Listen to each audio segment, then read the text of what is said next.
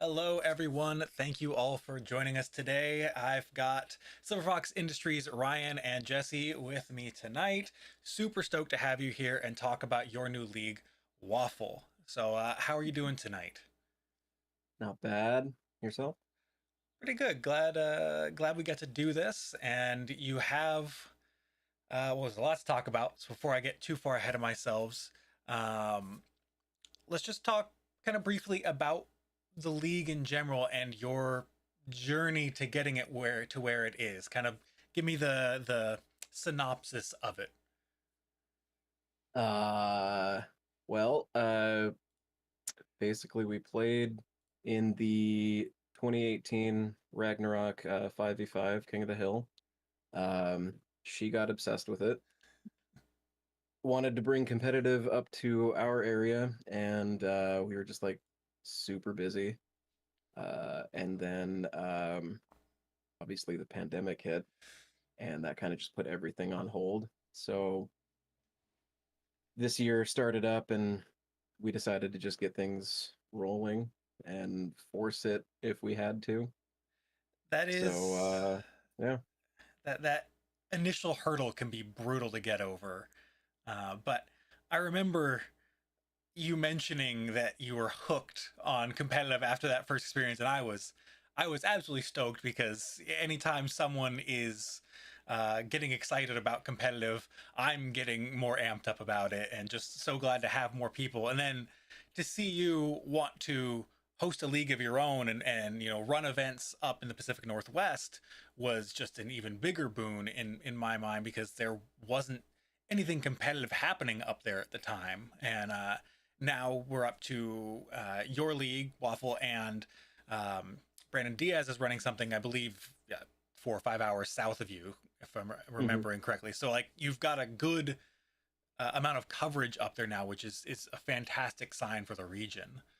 Um, you did, I think, want to touch on something that kind of we talked about over the last few years, and it's something that could be useful for other people that want to start a league of their own or start running events, and that was finding a venue for you. That was something that was difficult for quite a while. I just kind of want to see what your thoughts are on it and how maybe you may have gone about it differently or anything you would change or recommend for anybody getting into it.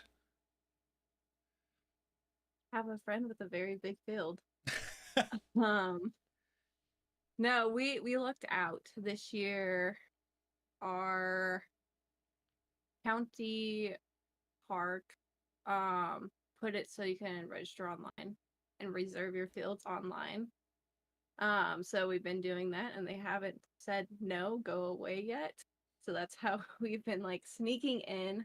Um, and then I wouldn't say eventually sneaking in. I mean, we're just not dealing with people and explaining that hey, we want to rent this field to shoot each other with. And it doesn't sound sketchy over the phone, so it's just an internet form and gets auto approved, yeah, kind of. pretty much.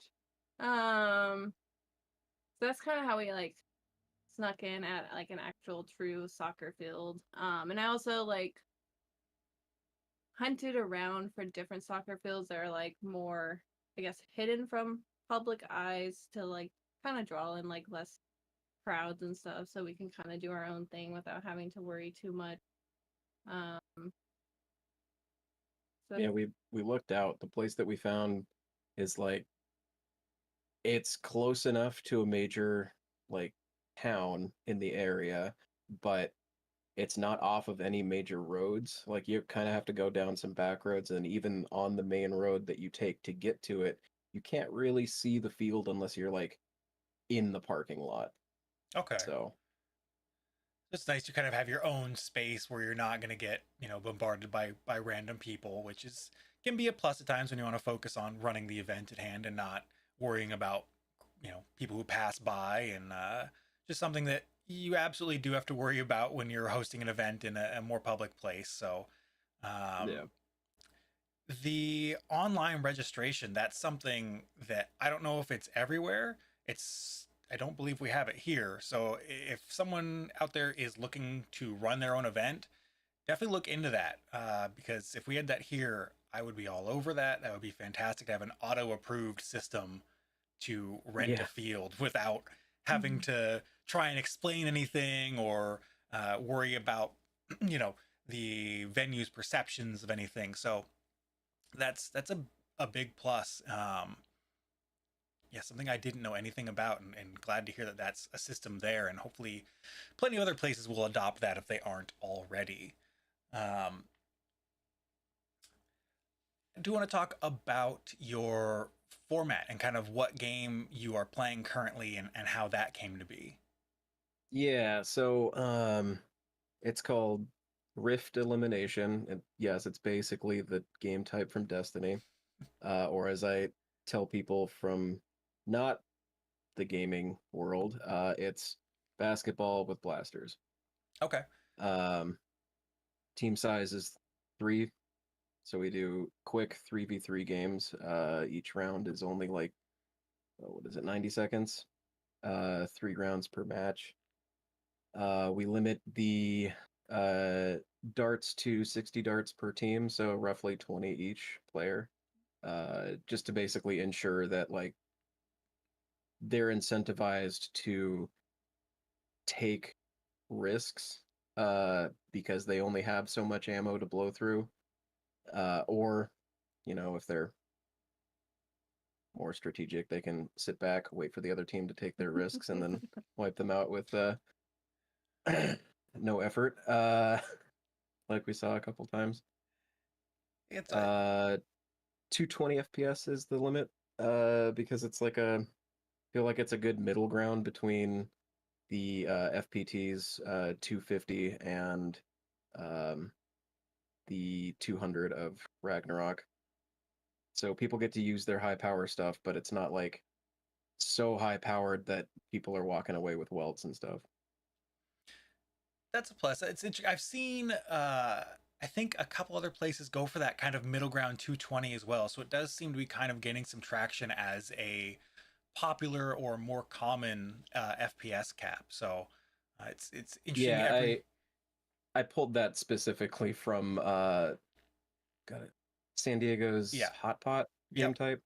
Yeah. Say that's one of the places I've seen it for sure. So it's interesting that that's seeming to become more standard and common. Be curious as more and more events are held in different areas with that cap if it yields the same results. So I'll be for sure checking up on that with you in the future. But I do like that you want the objective to be the focus of the game Yeah, type.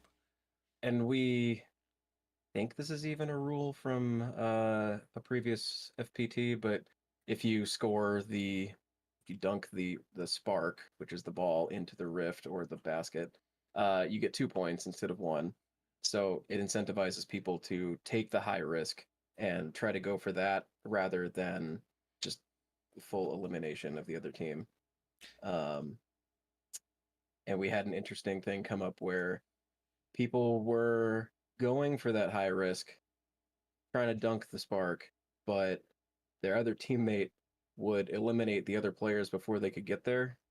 And so we had this like weird few rounds where we were like, well, okay, so do they get both points because they dunked it at the same time that they eliminated the whole team, or they just get the 1 point?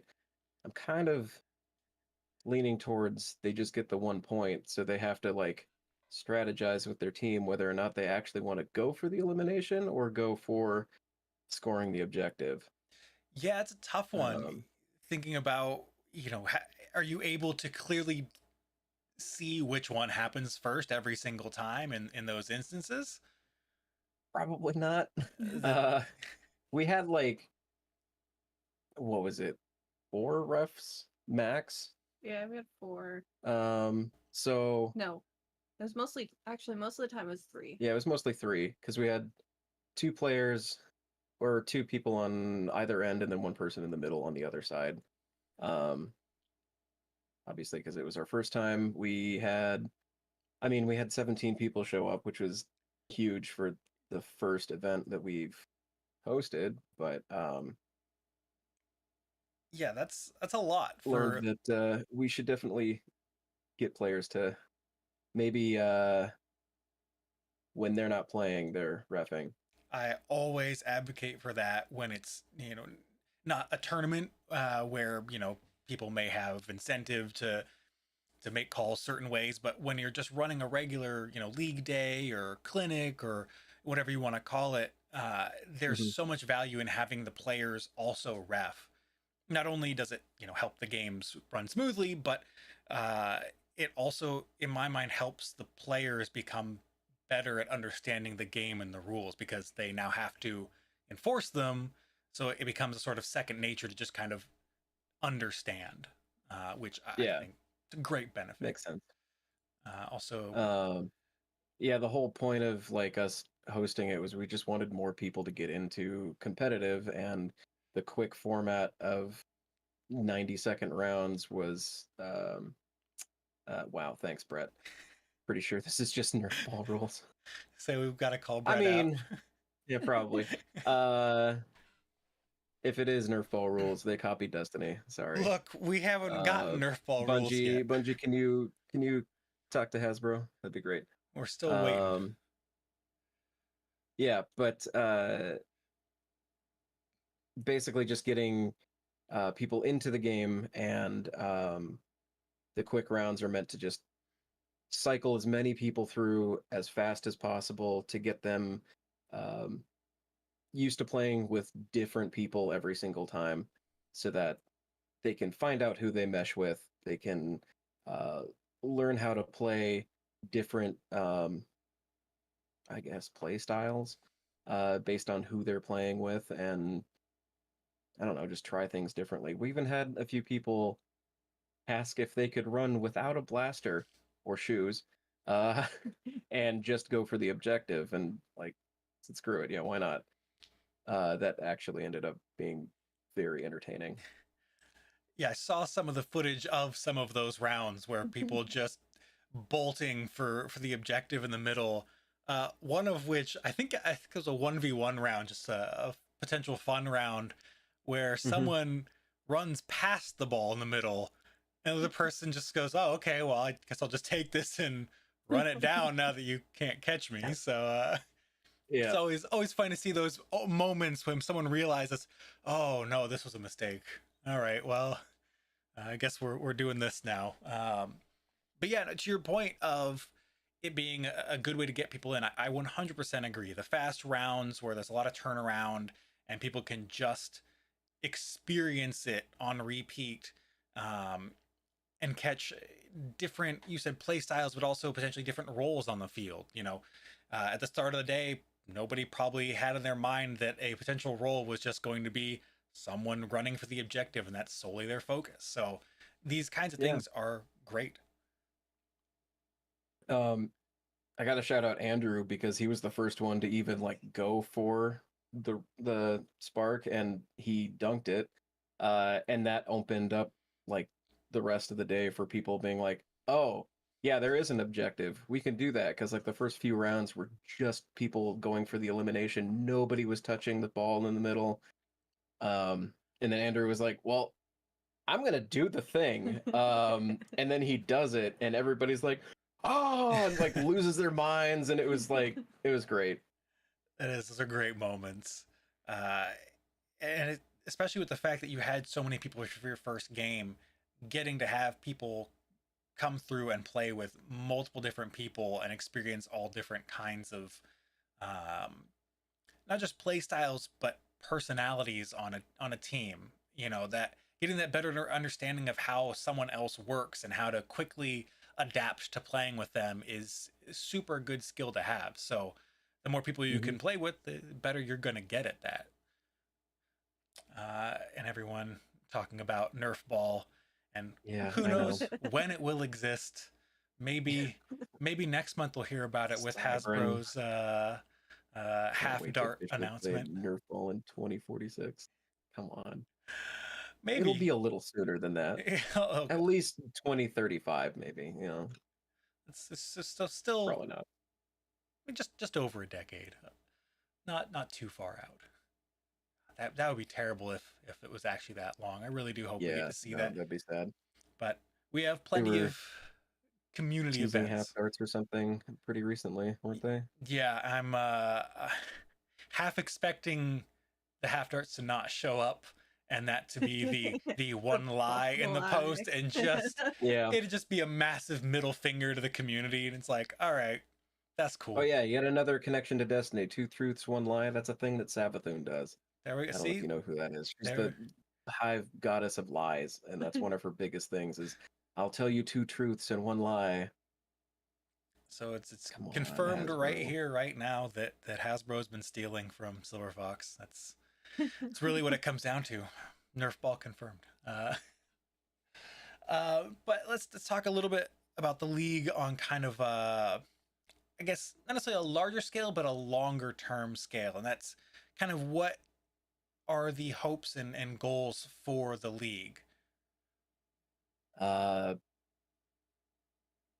Baseline hopes and goals are basically just I want teams to form in our region and those teams to practice on a monthly basis with each other, and then take what they've practiced and everything that they've learned about the format and take it to FPT or take it to Ragnarok and compete.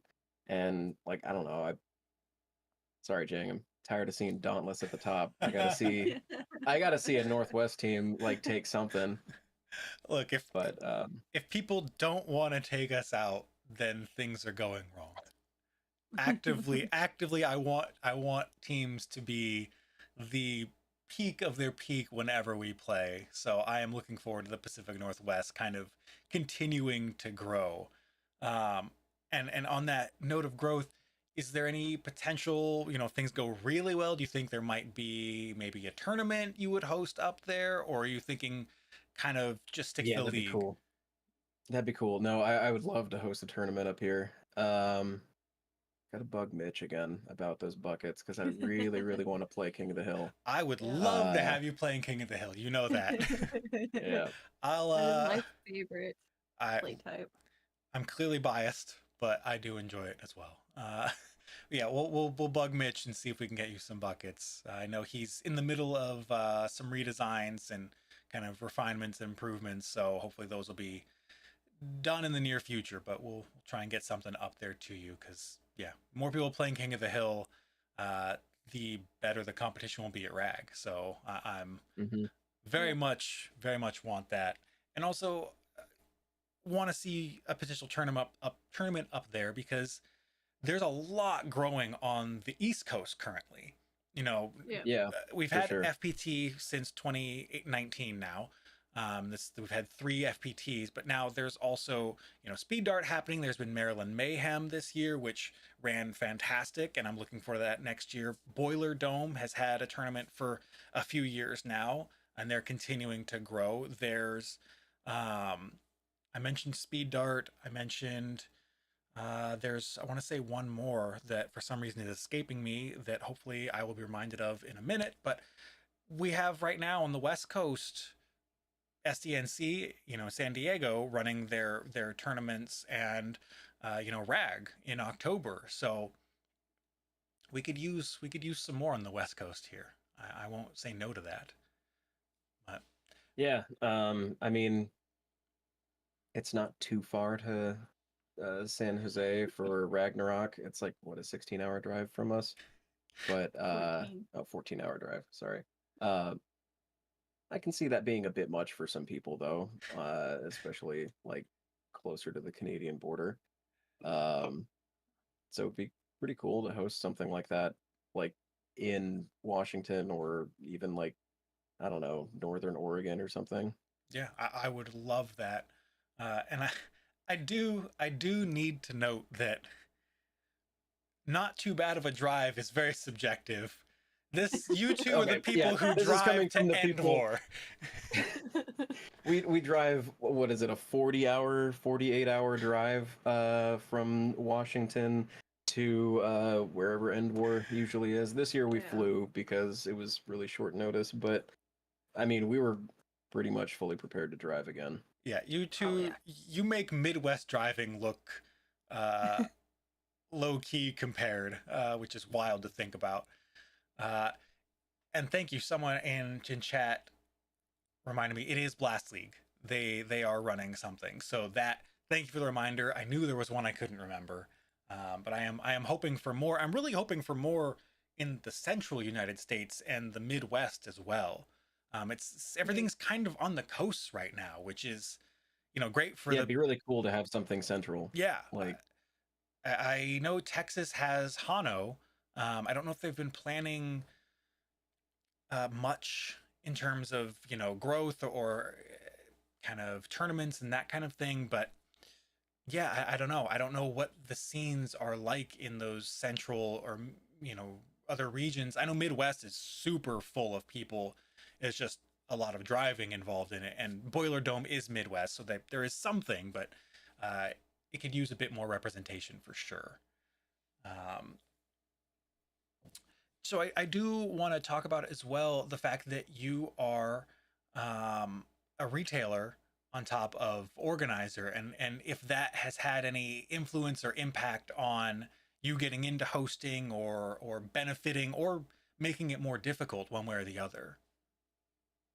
I would say it makes it more difficult because we only have so much time in a day. So it's either focus on the business or focus on our competitive. Um, I guess a benefit though is we've become really good at hunting for deals. So our covers was very, very cheap. hmm Um, although you sewed, what was it, 12 covers in a single day, yes, the night the before. night before the Oh, event. Do not recommend, Yeah, but don't do that. Don't do that. If you're gonna start your own club, start sewing like, a few weeks in advance or something.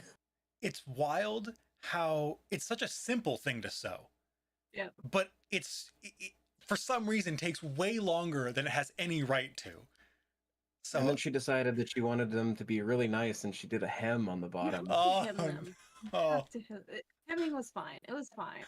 oh my But it God. was just it was a lot. Luckily our needle broke on the last stitch. Luckily, Yeah, luckily for the it broke. night. Oh, But I still have to create 8 more covers so we can do King of the Hill. So we Yeah. had at least our minimum for Rift. awesome. But it is kind of like one of the things of like covers that we made are super nice. And I was talking to Ryan, it'd be like it would be cool to like one day be able to like sell them for other people that don't want to necessarily sew out the covers and cut the PVC pipe and just make them more accessible and have a package for people. Yeah. I 100% support that. It's something that's been on my list for a long time. It's sort of like we need a starter package for leagues that want to start up, and uh, how to make that affordable and reasonable is the hurdle. That's Yeah, for sure. Because it's definitely much cheaper just to do it yourself. yeah. Um, but yeah, I can see how some people like they don't necessarily have the skill set or have the time to learn the skill set of using a sewing machine, or um, they don't have the material to or the tools to cut the PVC properly and all that kind of stuff. So I don't know. Yeah, I can tell you firsthand, sewing, even simple things, can be absolutely uh, infuriating when things go wrong. It's Yeah. like Yeah. you can be like, "Oh, cool! Now I have to seam rip this entire thing. What took me Yeah. 5 minutes to sew is going to take me an hour to seam rip. Cool." Yep. Had that happen. Oh yeah, it's Yeah. rite of passage, unfortunately. But when you're Yeah. done, at least you're like, okay, we don't have to worry about this anymore. It's, um, okay, so KCNC, which I believe is Kansas City, is working on competitive. Definitely want to hear more about that as it's growing. And same thing I say to everyone is please record footage. I love watching footage and being able to share it and see people, watch the footage. I believe that's one of the best things to get people to notice it and go, hey, maybe this could be fun. Maybe I'll give that a try, even though it wasn't necessarily part of the hobby that I thought I would. So always love seeing footage for competitive games. Oh, I wanted to follow up on something about the being a retailer. I think it was. Do you think there's always something that happens with groups where you get an arms race, where people always want to have the next thing, and you think that might be escalated because, as someone who's building and selling, a lot of things at the time, you think you maybe sometimes can make that happen a little bit faster if you bring the new hotness and people get to see it maybe earlier than everyone else? Yeah, maybe. I don't know how much it would really affect like the local group. I guess getting the latest thing, because a lot of the times, like, we'll at least for like Borst stuff, our local like everything war, I guess, or all ages war. I'll bring like the newest thing like as a stress test for the new blaster, and they'll get to see it in person. But like, I don't bring like a bunch of them to sell. Um, at least specifically, Cool. if they offered me the right amount, I'll sell them the beta unit. But Everything has a number. I mean, yeah, but I guess. I will say though, it's been very interesting because like we have pews, and they've been like, I guess because so many people up here and Bourse have pews, like, and we allow people to play with the pews. Everybody wants the pews, and so like more and more have been just like kind of coming in our territory. I think it's basically ours, and it was East Coast. Yeah, it's like there's a weird concentration of pews in the Pacific Northwest and like the New York area, or Yeah. that kind of area. I remember seeing a image from the Uno group where they had like 5 or 6 pews next to 5 or 6 SBFs, and it's like, Yeah. that's an expensive table. Oh, Yeah, and then there was also the same guy, I think, took a picture with pews, FDLs, and something else, electronic. Oh, SBFs, yeah, all in one table, and it was just like, the flex. that's a lot. Yeah. Um, but yeah, and like even with them only like topping out at like 150, at least with Rift, they Oh my were God. still kind of dominating the field, which is, I mean, pretty cool to see. But maybe make it so that there's some additional cover or something next time. It's Maybe. They're fun blasters to see. And Yeah. cover amount, cover layout can certainly, affect that, but also the knowledge of the game. So early on, people are learning.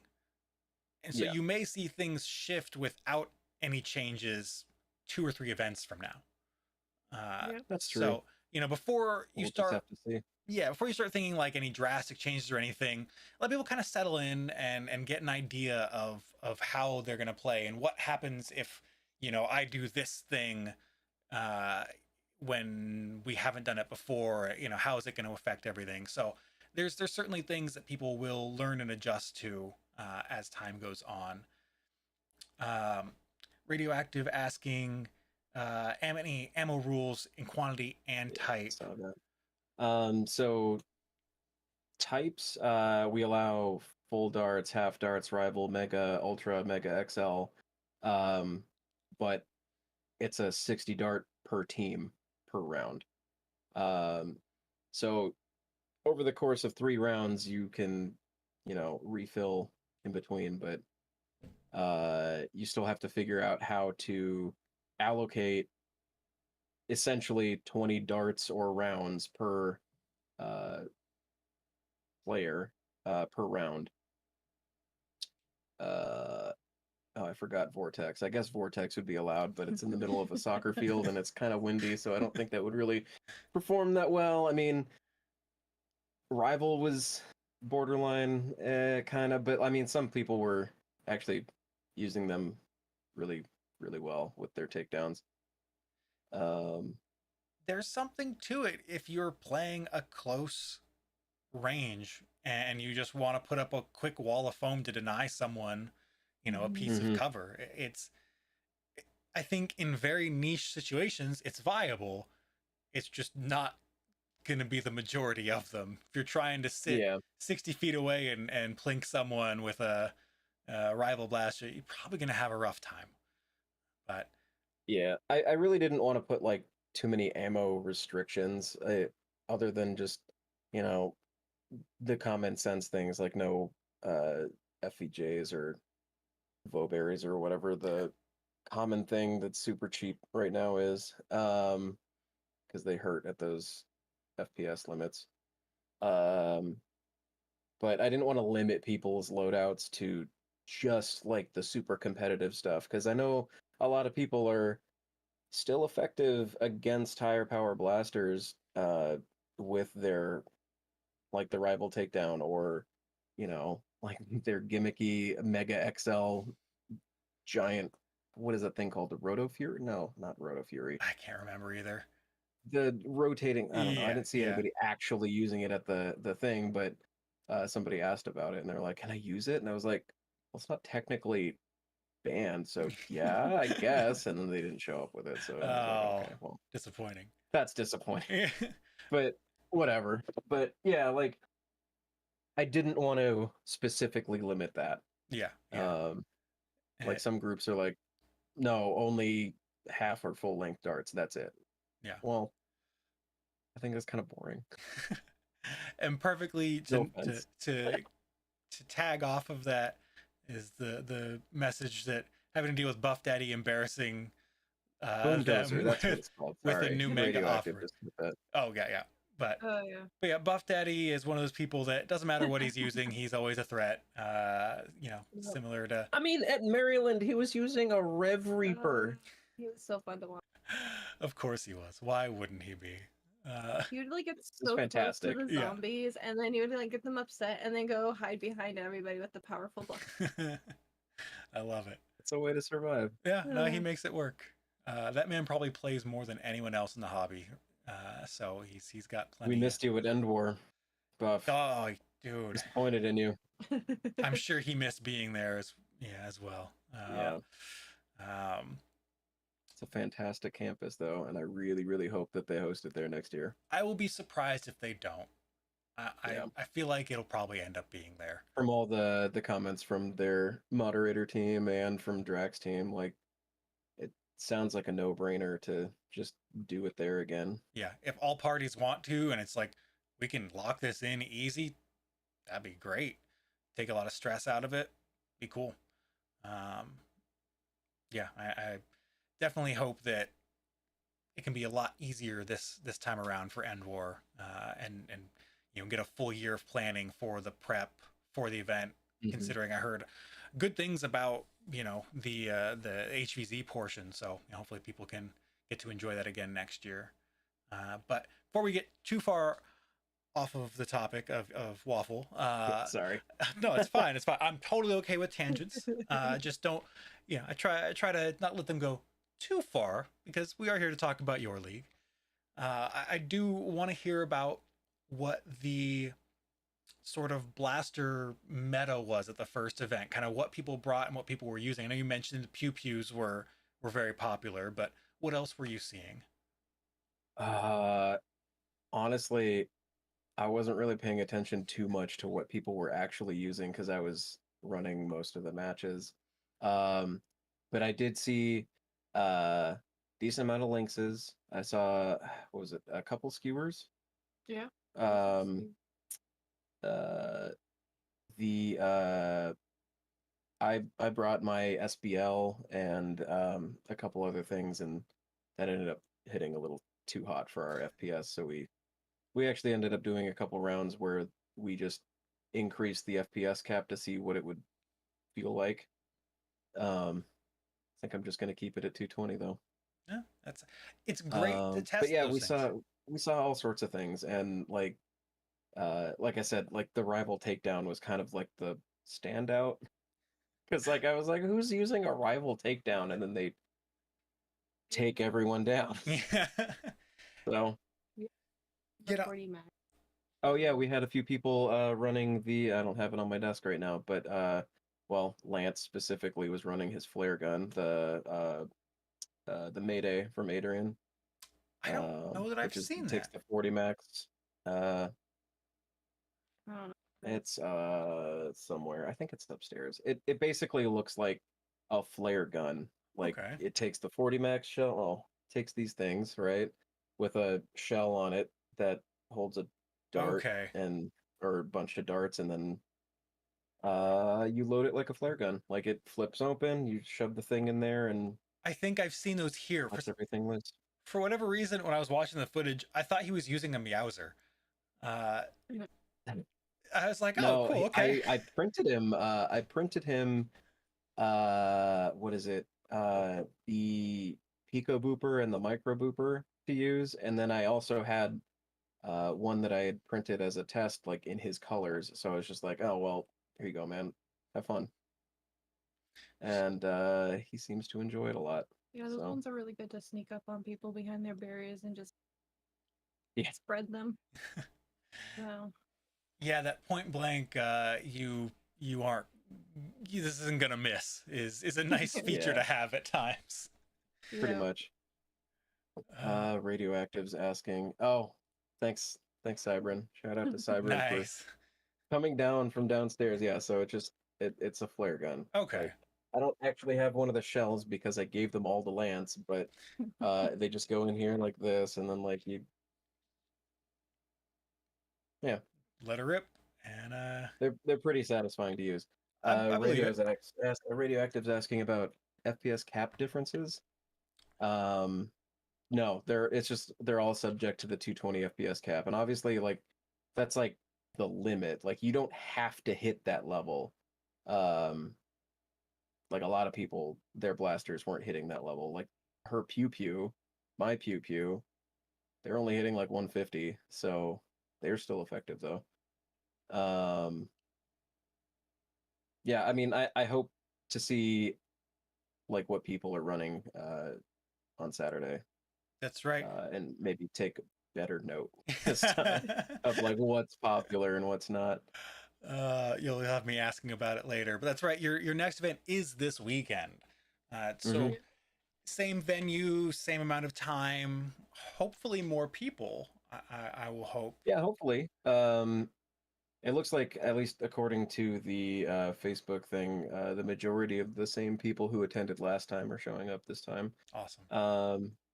But yeah, Saturday, July 15th, 11 a.m. All The right. Veterans Memorial Park in Port Orchard. If you're in the Pacific Northwest, Field 1. Yep.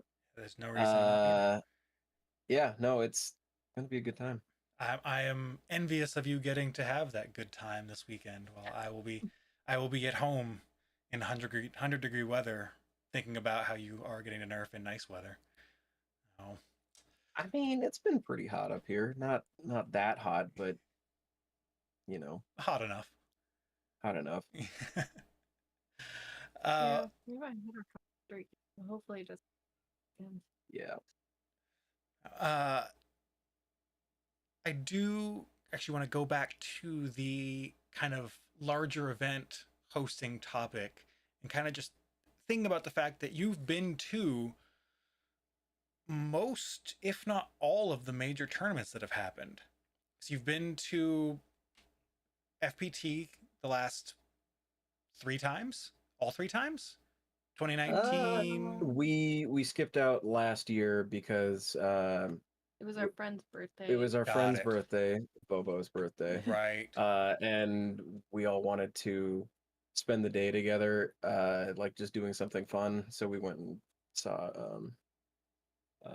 Niagara Falls Okay. in Buffalo, Which is a and fantastic did some thing like to do. wine tastings and stuff like that. It was a lot of It fun. was a good day. You're celebrating with friends. Yeah, it That's was a good that day. totally understandable. So FPT We 2019. were watching while we are at. Yeah, we were trying to watch the live stream while we were at Niagara Falls, and we were just like, oh, it's just frozen on this screen for the longest time because of our connection. No, that wasn't the connection. That was But we won't talk about that.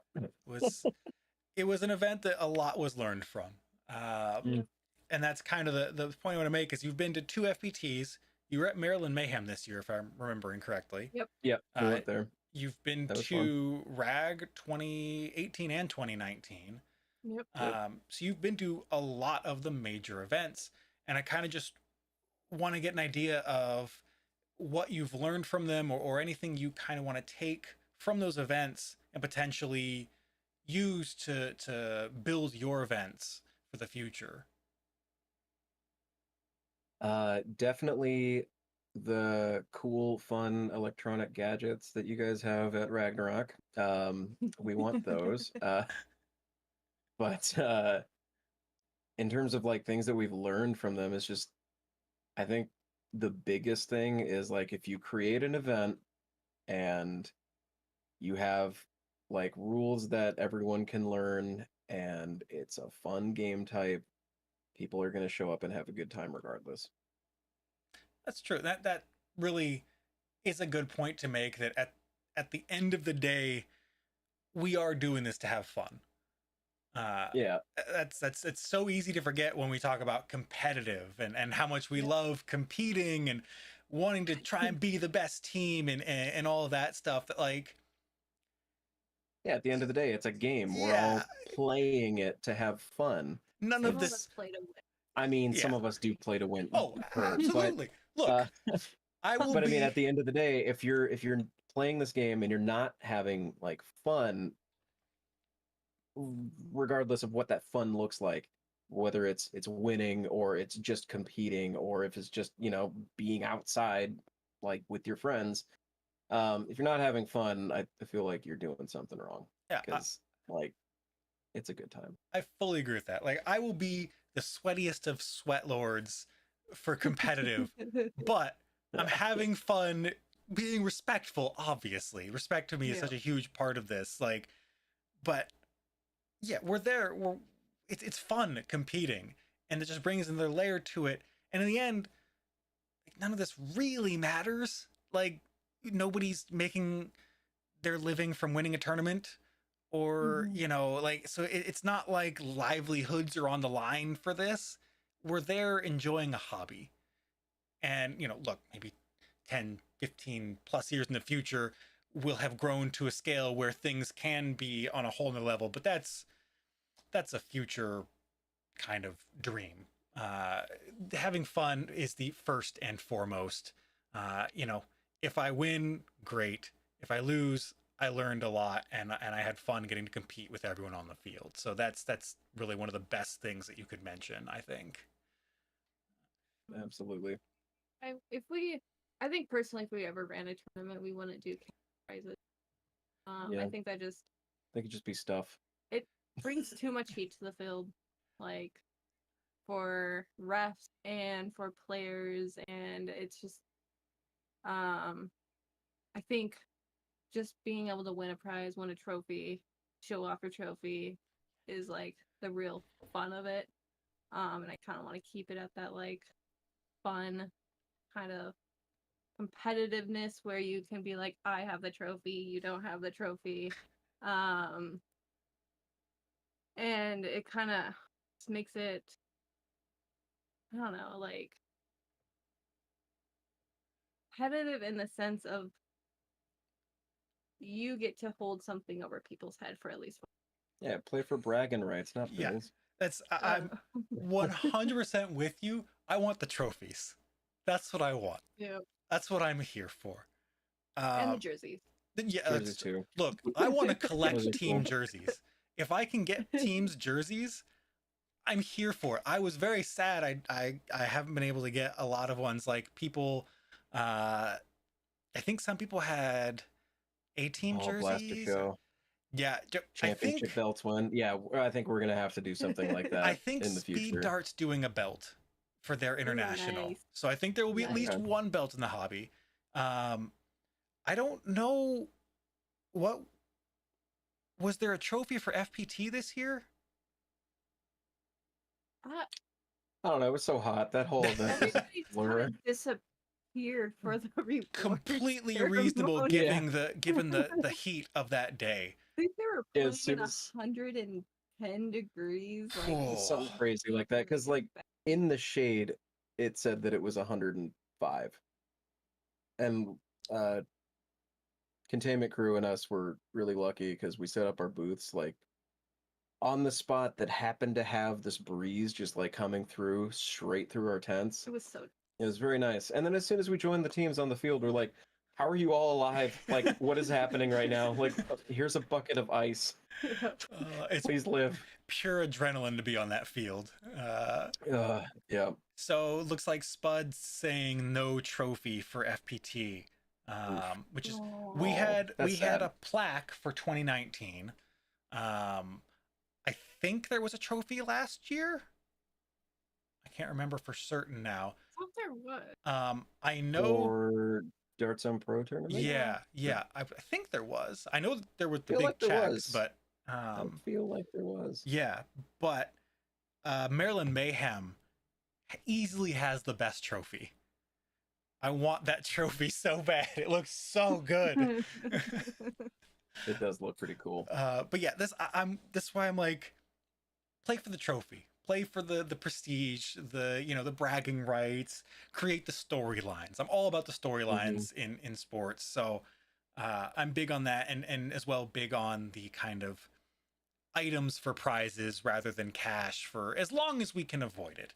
Like if we get to such a stage where we have the financial ability to be able to put on a tournament at a scale where we have enough officials to be able to guarantee that like calls are going to be correct and sportsmanship can be enforced and everything, okay, then we can start, like, in my mind, I will start being okay with offering a cash prize. But until then, personally, I will choose to stick with physical prizes. But yeah, I feel like the hobby hasn't like quite hit that point yet of like national popularity to where something like that is like a really viable option for a yearly event. And we're growing. It's, obviously we had the reset. No, we're definitely growing. The pandemic definitely put a reset on everything, the momentum we had, but we're back at where we were, if not a little bit further, because there's more events running now. And to be clear here, I don't want it to sound like I'm throwing shade at any of the events that do offer cash prizes. If that's what people want to do, I know people are into that. So like it's just different organizing perspectives. So I have mine that I am sharing personally. Yeah, definitely. Cyberin's crushed his heart a little not being able to be at Maryland or NWAR. I feel you. He was so disappointed every time we came back and we're like, this was the best event ever. And he's like, no, I'm dying inside. Yeah. I spent all day watching the streams for both events, both tournaments, just like, I haven't been on the field at a tournament since 2019. That is soul crushing. But things are growing. Your time's coming up though. No. Well, that's if I play. I may be focusing on some behind the camera, behind the scenes stuff rather than playing. But we'll see how things shake out. So depends on the. Sorry, I missed. We just have an expedition match where you get to play. We could do that. We could if I do end up not being able to play. But yeah, no, I am looking forward to being on the field, whether it's for this or all the other myriad tournaments that are going to be happening next year. Spud actually mentioned something that I am good with, and I do think it's a good idea, is travel vouchers for qualifier tournaments. Vouchers, absolutely. That's a good idea. Yeah, something I 100% support. Making it easier for teams to travel to bigger events they've qualified for, if you're going to have that system. Absolutely support that. And I think it was one of the a good move that FPT did in 2022 was having the travel voucher for the first place qualifier teams. So that absolutely something I think we will see more of as the hobby continues to grow and we have kind of qualifier events that feed into larger tournaments. Yeah, I'm hoping more and more sponsorships also kind of come out of the woodworks to help teams get their, jerseys and help with travel, like anything to feel. Make it easier for people to play. Yeah, absolutely want to see as the hobby space continues to grow and companies within the hobby get bigger and bigger.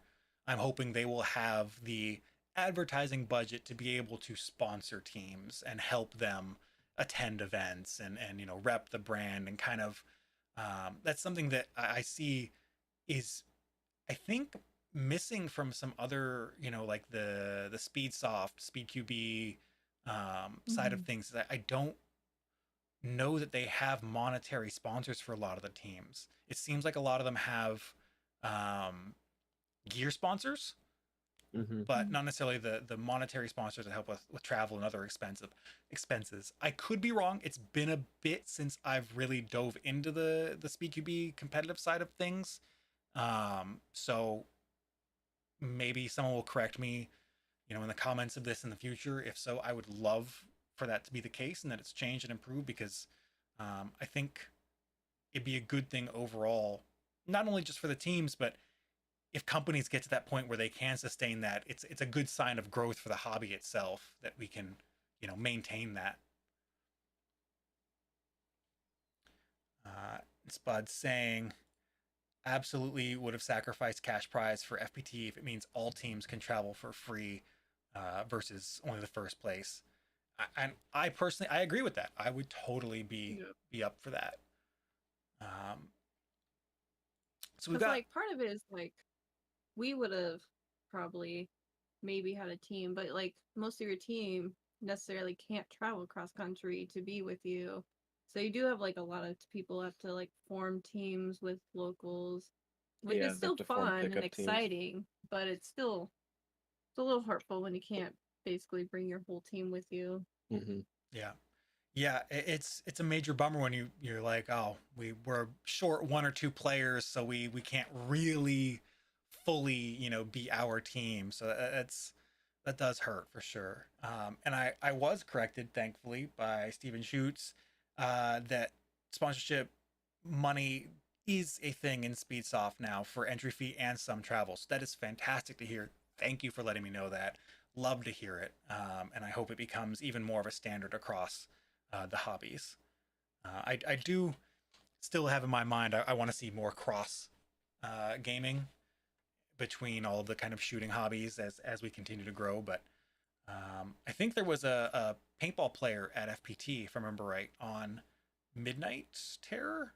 I want to say, could be wrong. I think one of Not the sure. Midnight Terror players was in the chat. So hopefully they'll let me know. But we've got roughly about 5 minutes left. So any other questions that anyone in chat has for Silver Fox about their league, their format, their events, or anything hobby related, feel free to drop those.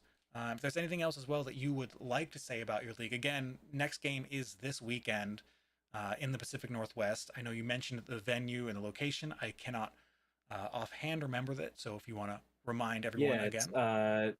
Saturday, July 15th, 11 a.m. at Veterans Memorial Park in Port Orchard, Washington, Field 1.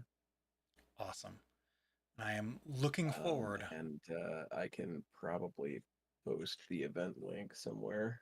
Awesome. I believe I have a link to your Facebook group in the Yeah, video or that works. stream info, so that'll be there as well. That people can click on to find out more about the group, whether they can be there this weekend or maybe they'll be in the region in the future, and it happens to coincide with one of your events, and they can get in some travel nerf. And it's always something I Is the Mark IV comp ready?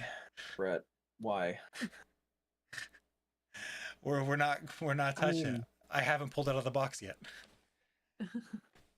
Uh, Radioactive says they really love that it is the blaster and ammo rules are so open, and I think that's something that is definitely unique. So I don't think I see any other rule sets that have the Mega XL darts be a viable option. yeah, I mean, the field isn't like, I think it's just like a standard soccer field size. So it's a pretty decent size, but uh I feel like with the speed at which some people are able to uh get behind cover and get closer to other players, like pretty much any ammo type at that point is viable. So I just thought, why not? Like, let Yeah. them use whatever they want to use, whatever they're comfortable with. If it works, it works. And clearly, Mhm. it seems like people enjoyed it. So the format hasn't been broken by something yet. So until you need to get the tape out and fix the format, then why not have everything be viable? Yeah. Can't wait to play King of the Hill. And then I we'll have our open ammo types. I think it'll bring chaos to it. That'll be fun to see. Like I said, we're gonna have to Mhm. get in contact with Mitch and see if we can get you some buckets soon. Hopefully, he'll be finished upgrading in the near future, or if not, we'll try and get some open source buckets to you. Because I know there's more and more options for timer buckets now, which is fantastic. Mhm. Um, Zelkos, I'll send you the rule set after our next game, because I'm sure I'll have some more tweaks to it. But I feel like after 2 games of running it, I'll be a little bit more uh, happy with how it's presented, and I can just send you the rule set. Awesome. I think this is especially a good one to end off on from Spud. They say if any companies the size of Dart Zone to the size of Silver Fox ever decide to create their own sponsored team, do you think players would get drafted from other teams based on ability or sourced locally? And that's before you answer. I have one thing to bring up, and that's we've already seen teams do tryouts for their teams, so we're one step removed from that. See what your thoughts are on that. I mean, I was gonna say, like, if we were to sponsor a team, like have our own, like, I guess, um, fully sponsored team that just has jerseys that are just Silver Fox. You're the Silver Fox team, right? Um, I'd probably want the best, right? So I'd try to go for I try to draft players who I thought would mesh well with our other players or with, us, I guess. But obviously not everyone's willing to change teams or anything like that. So I'd probably just at that point hold some tryouts or something. That's fair. You're like going all in. Whatever. Yeah, there's What? nothing wrong with going The all in. opposite. Yeah, why The not go all in? opposite. So let a team have their own team, and you sponsor the team that you like the most. Yeah. Like, That's or true. Not sponsor saying I local want like a teams. company team, Yeah. If it was company though, like, think person like because there's a difference I think between sponsoring and a company team. Like a company team, I think would be us, and then whoever we wanted to play with us. That's fair. So probably locals. And then like a full sponsorship, I feel like I wouldn't want to tell somebody who they can have. I would just want to make sure that they are like a good team, good sportsmanship, good like just an overall team. Kind of the And help. esports direction, where you'll see esports teams, kind of prove themselves in leagues and tournaments, and then they'll get picked up by a named organization that will, Mhm. pay their salaries and travel and all that stuff. So that's kind of Sure. what it seems like might be the direction you would think would be the way to go, which is interesting. I would love to see it personally. I Team Silver Fox sounds good to me. It's a good name. Oh, I So already have a name She's got a name I got for a us, name. for a team for us. for Rag. I'm still trying to get buy-in though. all right, all right. So we'll see. We'll see I'm looking what forward Rag to it. team we come up with. It'll be fun. I'm hoping we'll see more than one team for the Pacific Northwest. That would be Oh, I'm pretty sure you will be. sweet. That would be absolutely awesome. All right, maybe one more question, because this is a good question, I think. Um, would you consider league play a professional level of play, similar to minor league and major league baseball? Ooh. I mean, Yeah. I'd say yes, maybe not major league yet, but I It- definitely more of a minor league sort of thing. I'd say like uh if we ever got to the point where we had like major league foam flinging or whatever you want to call it, like an organization that rivals, MLB or NFL or stuff like that. I mean, that's way down the line pipe dream. That'd be really cool. Um, but I feel like we're already at the level where we have like companies sponsoring teams and um, providing them with gear and stuff. So yeah, it's a professional sport at this point. It is. You have your coaches, your play styles. Like you can like any kind of like sport you have like it's a sport. So yeah, it's a league. You like I said, you have your teams. The more and more you play, the more and more like team you would form. So eventually you could have like 10 or 20 teams playing. And you can start your own tournaments. And like I said, you have your coaches. Like there's a definition of a league right there. Finding a good coach, probably work on that. Brett, I'm not calling it that. We're not going to call it that. Major League Oh, Brett. We don't need an organization called MILF. That's That- not going to happen. Probably not the best call. But yeah, it's an interesting question. I think as we continue to grow, we will see more of a separation and distinction. I know in my personal plans for what I'd like to kind of help the hobby grow to, I definitely see that distinction between, an open level and an invite level for events. And I think the more teams we have, the more large events fill up, then we'll start to see that happen. But right now, uh, we don't have enough teams for that like major separation, because Yeah. we've only had one tournament in the history of the hobby that has reached 16 teams. Everything else has been lower than that, which is not a bad thing. It's just to say that we're growing still, and as we grow, things will change. But right now, we're still in that early infancy of the hobby. So I'm looking forward to when we get to that point, though. It should be fantastic. I think Absolutely. with that said, I think that's a good place to call it. I want to say thank you to everyone for coming out to hang out with myself and Silver Fox Industries. I'll let you say. Thanks for hosting this, man. Yeah, Oh, thank it's you. absolute blast. I appreciate having you and getting to talk about everything you're up to, and hopefully we'll do this again in the future. Maybe when you are running a tournament, we'll do this, because Sure. I mean, I'm gonna be nudging and prodding you to make that happen until it does now. So Yeah. get ready All for right. that annoyance. But yes, thank you so much for joining me. Thank you everyone in chat for supplying your questions, your thoughts, and opinions.